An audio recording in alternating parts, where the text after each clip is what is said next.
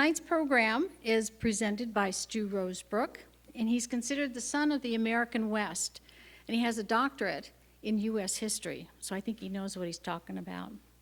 He grew up in Los Angeles, but we don't hold that against him, and he spent most of his summers over here at the Orem Ranch, if everybody knows where that is in Yavapai County. And the time he spent at the ranch actually formed his writing style and his interest in Western history. He's currently the editor of True West magazine and is a member of our board of directors. Let me present Stuart Rosebrook.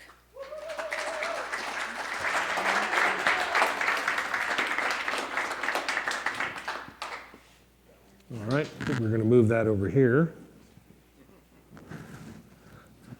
How's everybody doing tonight? Good. All right, thanks everybody. First thing I want to say is thanks for coming out on Valentine's to hear a little talk about Arizona history. It is our statehood day. We are the Valentine state, or the baby state. We always hear the Grand Canyon state, but I really appreciate you all coming out here, and I'm glad a lot of the snow and ice melted off so you could get down here safely and enjoy an evening together.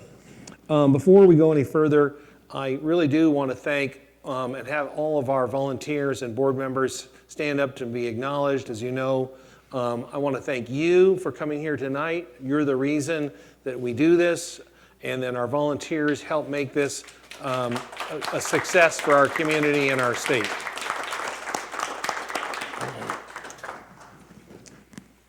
It is a great honor to be here and talk about Arizona's grand role in our national defense. The title of my talk tonight is Standing Strong for Freedom, Arizona's Military History Since 1846. But before we go any further, I'd just like to know if we have any veterans here tonight, and you could stand up, please, if you served in our armed forces. We greatly appreciate that.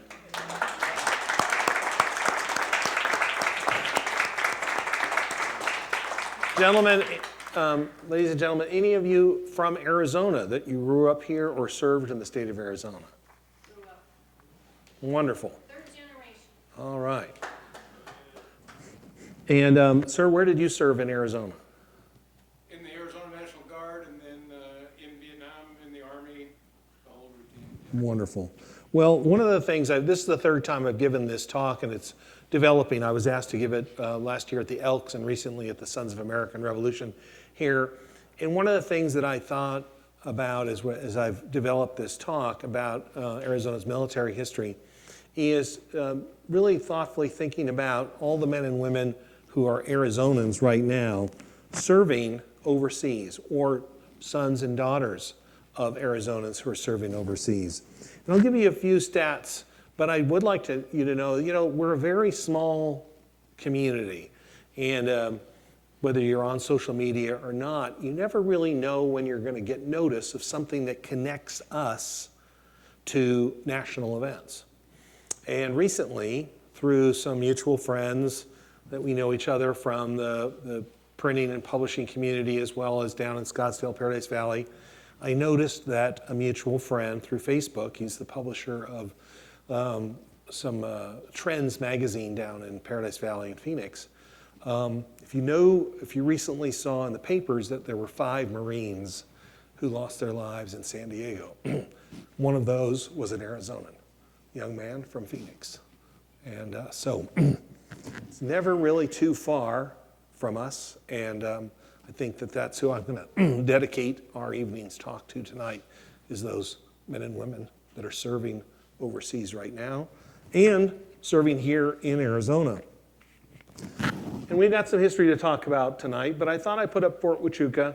This is a 4th of July parade down in Sierra Vista. I don't know how many of you have been down to Sierra Vista in recent times, but Sierra Vista and Bisbee, we have a lot in common with them and their heritage and their history, their role in our military history. And currently, you may or may not know that there are 5,600 active service members at Fort Huachuca. There are 4,900 active service men and women at Luke, 280 full-time at the Yuma Proving Grounds. We've got over 46,000 who are living in the community at Davis-Monthan, including 11,000 airmen. We also have one of the bases that I have done a little more research on for tonight is the Marine Corps Air Station in Yuma.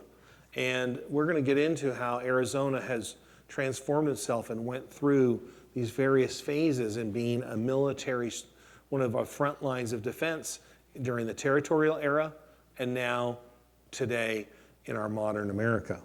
But there are 5,300 military members at the Marine Air Corps Station, 3,400 family members, 2,200 civilian personnel, plus an additional 11,000 rotational transients. And so you listen to those numbers and you realize that right now, Arizona, and we're going to conclude with that, Arizona is on the front lines of our international defense. Men and women being trained here are keeping us free around the world. And it is happening 24 hours a day. And it really reminded me of the importance of why Arizona is, why we have been an important territory and state in our military history. One of the things I'd like to do as we talk about our military history is talk a little bit about two groups that sometimes might get overlooked. And we're going to hear about one of them more than the other in this conversation. But we talk about Arizona history a lot about when the Americans arrived. When did we come into the territory? When did Arizona become part of the United States, or at least as a territory? But there's two military groups, two groups of people that were here before us that have long military traditions, and that's our American Indian, indigenous people, as well as the Spanish.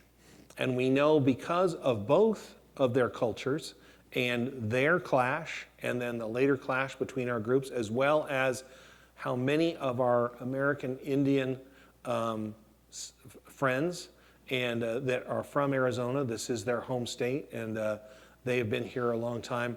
They've taken that military tradition into our military and made it stronger and better. But we shouldn't overlook the fact that Arizona was a very active state. Before the Spanish arrived here, a lot of rivalries, and there was a lot of, it's another story to talk about the people of Arizona and how they fought to control their corner of the state. If you follow online right now, there is a archaeologist, a professor of archaeology down in southeastern Arizona, and I'll send a link to our website that we can put it up, but she is on the front lines right now of establishing the existence of the real camps of Coronado's march through southern Arizona.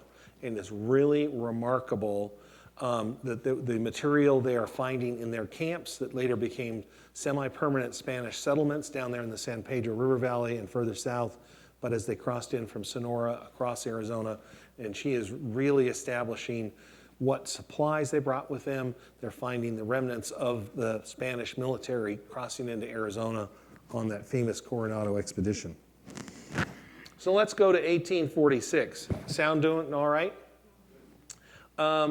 Captain Philip St. George Cook and the Mormon Battalion. This is really the first major American military unit to cross into the state. It's during the Mexican-American War, and their route, this is the first time I've used this here. Okay, so what's important about Cook and the settlement and the growth of Arizona? Well, as we know, Cook's group came down through here, and this is down near where the Slaughter Ranch is today. You can go down there. There's a wildlife preserve in the Slaughter Ranch. They cross into Sonora. You have two, and they come up and follow San Pedro. You needed to follow water to Tucson. The Mormon Battalion makes its way to California. And when they entered Tucson, they didn't have any problem claiming Tucson and Arizona for the United States.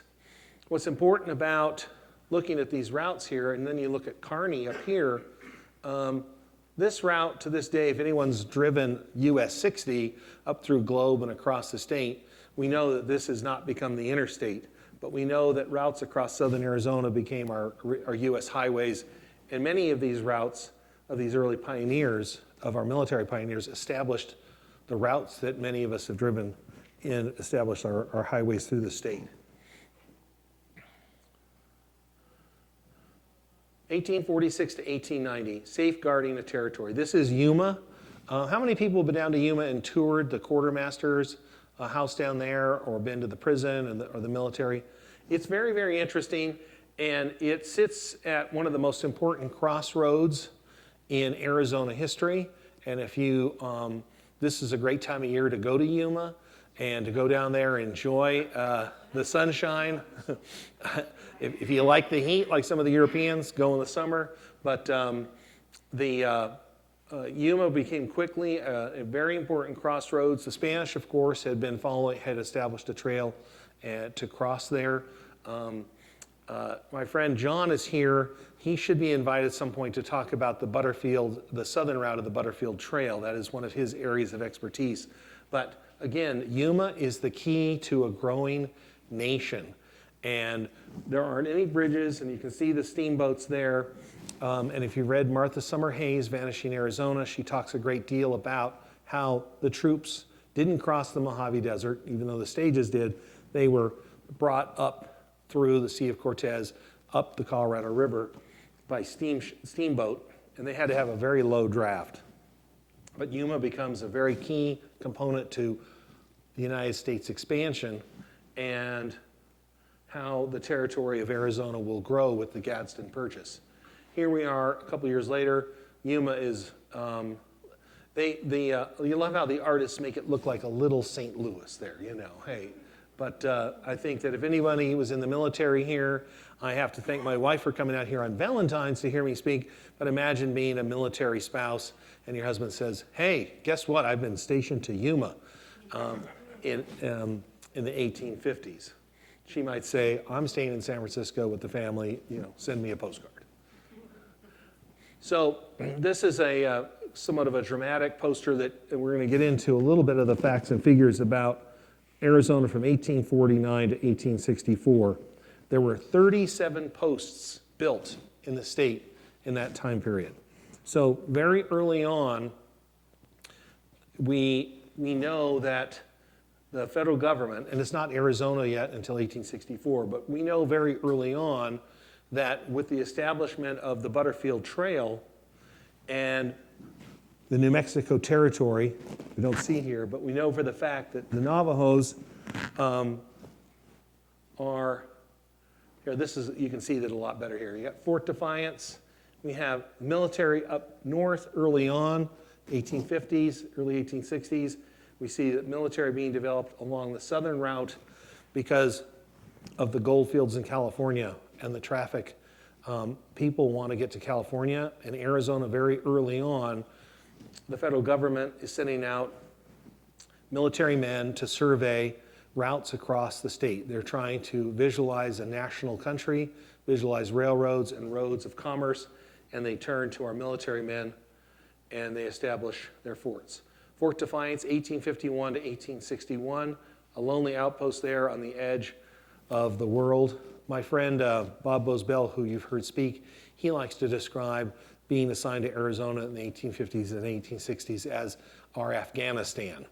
And I'm sure that it was quite shocking for a lot of our military families that came out here. But as we know, if you've studied the Navajo Army Wars during the 1860s, there was the Navajos and the Spanish and the Mexicans had a long running battle, very similar to the Apaches and the Mexicans and then with the Americans. And the Navajos had established a lot of patterns of living, as had the New Mexicans, and it led to some great conflicts up there in northeastern Arizona. Fort Mojave, Camp Colorado, all on the Colorado River. Again, we're establishing routes of commerce, routes that will become our national roads. We are 2 years away from establishing that it'll become the centennial of Route 66, but long before it's Route 66, our soldiers are out under the direction of Ed Beal, are surveying our northern route across northern Arizona. It becomes Beal's Road, and later on the route of our railroad and our highways. But before that, we sent out the Army to establish these very primitive camps to also bring, establish relationships with the local tribes, gain an understanding of the landscape. And so at the last talk, someone came up to me, and I think I've got a misspelling up here, Picacho. The Battle of Picacho Peak down in, if you've all driven down to Tucson, you know for a fact that it's the great landmark. And it's the only battle of the Civil War here in the state of Arizona, April 15th, 1862. The Union forces defeat the Confederates. It begins the retreat of the Confederates out of southern Arizona into New Mexico, the Battle of Glorieta Pass. And from that point onward, there isn't any Confederate threat in the southern territories of New Mexico.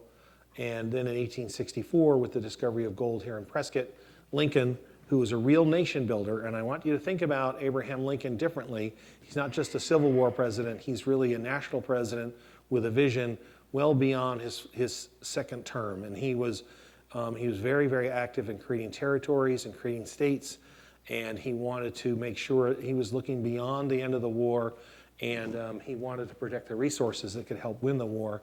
And the gold that was discovered here helped him create the territory of Arizona and cut it off from. Here's a reenactment. Those of you who enjoy reenactments, I think you can go on the website and look up when they have the reenactment every year. So what happens during the Civil War? Well, early on in the Civil War in 1861, there's an incident called the Bascom Affair down east of Tucson. And Cochise and a group of Chiricahua have come in for a negotiation with Lieutenant Bascom. And the stage road is still rolling, or attempting to roll east and west from California to Texas and further points east. But Lieutenant Bascom overplays his hand with Cochise, and there is war breaks out. And the Chiricahua and Apaches push back most of the American settlers into Tucson and out of their ranchos and into Tucson for protection, because for most of the war, there really aren't any, there's a very small contingent of American soldiers here. Everyone has been pulled east for the war, and the Chiricahuas basically dominate southern Arizona. It's the beginning of one of our longest conflicts in U.S. history. So we just spoke about the fact that gold was discovered here in Prescott. The Walker Party, of course, is encountering our local tribe, the Yavapai. Walker himself goes south to Sackatone. The Pima had been friendly with the Americans from the beginning. And Walker inquires on who are the people north, and of course, the Pima identify their northern enemies as the Apache. And early on, there are a lot of conflicts with the miners and the settlers that are moving into Yavapai County, down through Bloody Basin. Camp Verde is established, Fort McDowell is established, and we soon, after the Civil War, the posts in Arizona go from 37 to 50, from 1864 to 1897. This shows a little bit more of how many military posts we have in Arizona. So you can consider the federal budget after the Civil War. Arizona is getting a pretty large percentage of money coming from the federal government for Army posts across the state and to help bring peace to the territory. And why? Why is Arizona so important? Why does the Army put so much effort into settling the Arizona territory? Well, the factors are commerce. Our national roads, very important to national commerce. 2, the mineralization of Arizona. Arizona is a highly mineralized state beyond gold and silver. I know Brad Courtney's here tonight. He's talked a lot about the growth of Prescott. He's going to be talking a lot in the next few months about Tombstone and the growth of mineralization. But Arizona is going to bring peace. The U.S. Army is going to bring peace one way or the other with all the tribes in Arizona. And we want to keep our national routes of commerce open. We start building railroads after the Civil War. One of Lincoln's visions was the National Railroad System, Transcontinental Railroad. And so our military is going to develop. And what's interesting is, and I just want you to think about this. We talked about at the beginning of the talk tonight, the importance of the military in Arizona today. Think about this. Today, $15 billion is contributed to our economy annually. That's of November 23 by our military in Arizona. The military has been important to our community since the beginning of our territory. Fort Whipple has been a cornerstone of the economy in Prescott up to the present day with the VA hospital there. And so Arizonans early on, it attracts settlement. It brings nation builders. It brings people who want to settle in the state and build towns and build community. It's pretty dramatic to see that many military posts here in the state. Now, I put this in here. She wore a yellow ribbon because how many of us are first introduced as boys and girls to Arizona history through Western films and Western fiction? A lot of us, right? And I think it's inspired many of us to go to the library to read about the real history. But I think many of us, John Ford brilliantly made his 3 cavalry pictures there, as well as the Searchers and My Darling Clementine. But I know for a fact that there are millions of people around the world who think that all of Arizona looks like Monument Valley, and so does most of the West, with saguaros and roadrunners. So, great film, great entertainment. And I think my friend Brad would tell you that they didn't wear yellow bandanas. Good target practice, right? Here is Fort Verde. Now, another group of men that found freedom in Arizona, and we have to believe the other thing about Arizona that's so important is opportunity. Arizona is a magical place. The word itself, big sky in Montana and land of enchantment in New Mexico, but I would argue that Arizona has the magic. And there's a lot of men and women that have come here and settled the state or have come here to serve and have found new beginnings and new opportunity. One of those groups were the Buffalo Soldiers who, after the Civil War, our federal government created the all-black regiments, and we had Buffalo Soldiers both in Camp Verde and at Fort Whipple, as well as Fort Huachuca, and at many stations. This is, you can see, let's go back. John Ford, reality. How would you like to wear those wool uniforms all summer in Arizona? Or be a bride with your children and maybe with an adopted child at Fort Mojave. Pretty, rugged men and women. We have a lot to thank for the men and women who came out here and tried to scratch out a nation out here in the desert and the mountains of Arizona. Frederick Remington, I was walking through the museum tonight, and there's a big statue back here, one of Remington's. Now, Remington is very interesting. Remington is a lot like Theodore Roosevelt. Frederick Remington grew up at the knees of men who had fought in the Civil War. He found their military service heroic. He was a great reader. Like Theodore Roosevelt, Frederick Remington was from New York, and he wanted to be in the action, like Theodore Roosevelt. And so he went west to find the action. He didn't join the Army, but Frederick Remington found a way to, like C.S. Fly, the photographer, to embed himself with the military. And so if you admire Frederick Remington's work, he sketched and took photographs, and while he didn't do all of his art out west like Charlie Russell, he had a major studio in upstate New York.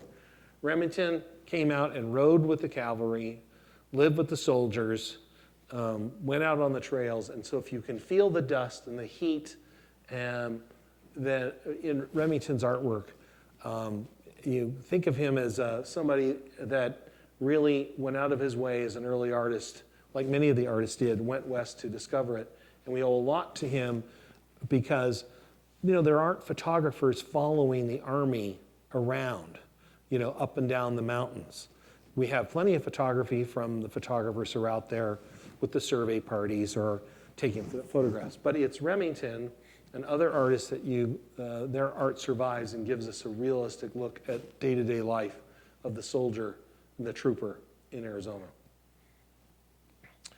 Okay, let's get back to our original warriors of Arizona and the Apache Scouts. We saw General George Crook earlier, and I kind of buzzed past him a little bit. And I think maybe it's just as important for us to show that photograph earlier showed a scout with General Crook. And Crook is a very interesting character. I don't know how many of you have followed, there's this great divide, of course, the Civil War, right? And depending on your age and when you graduated from West Point, if you were an officer, you most likely served in the West. I mean, the fact is Robert E. Lee was served more years in the West than he did in the East as a soldier. And so Crook, who had spent time out in the Northwest, had a great admiration for the indigenous people of the West. And he realized that very early on that they were going to be a key to his success. And so he's really credited for recruiting and establishing the Indian Scouts as part of his troops. And the Apache Scouts served with great courage and knowing that they were going to be leading the U.S. Army up against family members. But without the Apache Scouts, the Geronimo War would never have been ended.